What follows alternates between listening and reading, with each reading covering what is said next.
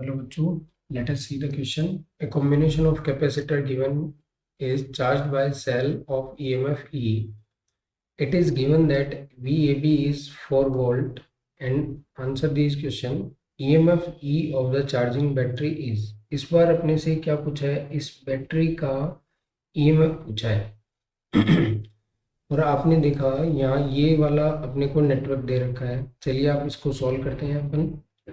अपन इसको सॉल्व करते हैं। ये सबसे पहले आप क्या करो, इस पोर्शन को सॉल्व करते हैं अपन। ये दोनों किस में बन रहे हैं, जिनको मैं लगा रहा हूँ, ये दोनों हो गए सीरीज, और फिर इसके किस में आएंगे, पैरेलल में। तो देखिए सर्किट बनाते हैं अपन। इस सर्किट को अगर आप थोड़ा सा सिंप्लीफाई करें तो आप इस सर्किट को इस तरीके से बना सकते हैं। देखिए किस तरीके से बनेगा ये। चार, ये कैपेसिटर 1, ये कैपेसिटर 2, और ये आ गया आपका पॉइंट सी, और ये आ गया पॉइंट आपका ए। क्लियर है बात। अब यहाँ से देखना है आपको कि एक कैपेसिटर, फिर ये सेकेंड वन, और यहाँ से एक कैपेसिटर आप इस तरीके से एडअप कर सकते हैं। अब ये वाली ब्रांच आपकी जाएगी सीधा बैटरी पे, और इस ब्रांच में आपके पास एक कैपेसिटर और है जिसको अपन ने कितना बोला हुआ है, 5 माइक्रोफेरेड बोला हुआ है। 6 माइक्रोफेरेड है, ये 12 माइक्रोफेरेड, एंड अगेन 6 माइक्रोफेरेड, और ये कितना है 4.5 माइक्रोफेरेड, ये 10 microfarad, and this is 30 microfarad. अब आप करिए क्या, देखिए थोड़ा सा देखिए। ये वाला जो पोर्शन है, ये वाला जो पोर्शन है, इसको जब आप सोल्व करते हैं तो इसका सी इक्विवेलेंट जो आता है वो आता है 12 माइक्रोफेरेड। और इस वाले पोर्शन को जब आप सॉल्व करते हैं, इस वाले पोर्शन को, तो आपका सी इक्विवेलेंट आएगा 10 माइक्रोफेरेड। ठीक है। अब अपन सर्किट को सिंप्लीफाई करते हैं अगेन। ये वाला अपना आ गया 10, ये ए पॉइंट है, ये क्या है, सी पॉइंट है, ये यहाँ पर 12, और ये आ गया आपका डी पॉइंट, और ये आपकी आ गई बैटरी, और ये यहाँ पर आपका आ गया 5 माइक्रोफेरेड का कैपेसिटर। ये 5 माइक्रोफेरेड आ गया, इधर EMF E की बैटरी आ गई, ये 12 माइक्रोफेरेड आ गया, और ये आ गया आपका 10 माइक्रोफेरेड। ये पूरा नेटवर्क जो था अपन ने उसको रिजॉल्व कर दिया है। ठीक है भी, ये पूरा नेटवर्क अपन ने रिजॉल्व कर दिया है। अब अपने को क्या निकालना पड़ेगा, देखिए इस क्वेश्चन में आपसे एक एक फंडामेंटल चीज और दे रखी है। आपसे कह रखा है कि VAP का वैल्यू कितना है, 4 वोल्ट है।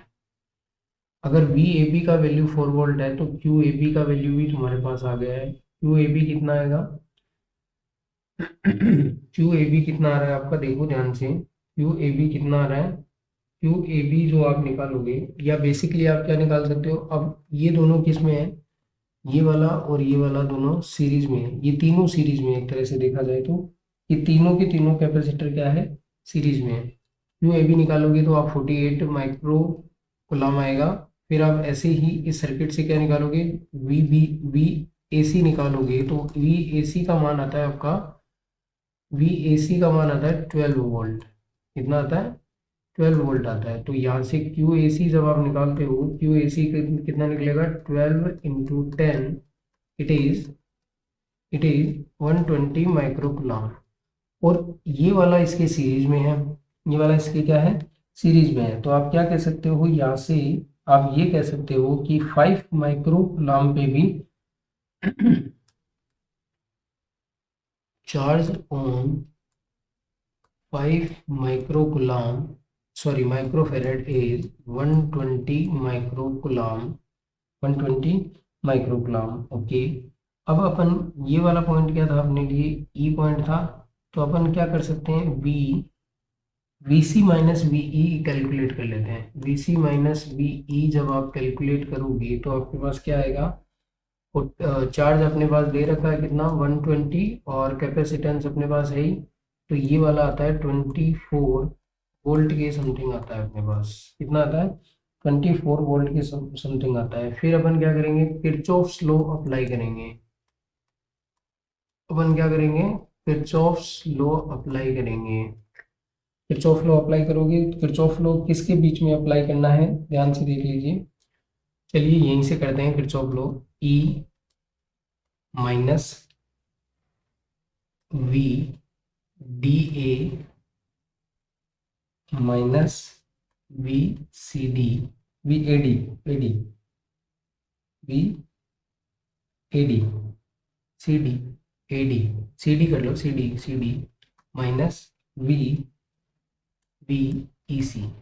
अब ये वी ए डी अपन कैलकुलेट कर चुके हैं। वी ए डी जो आता है अपना कितना आ रहा है, वी ए डी अपना आता है 10 वोल्ट। वी ए डी अपना कितना आ रहा है, 10 वोल्ट आ रहा है। So E equals to, E equals to, E equals to 12 10 plus 24, that is 46 volt. So the final answer is 46 volt.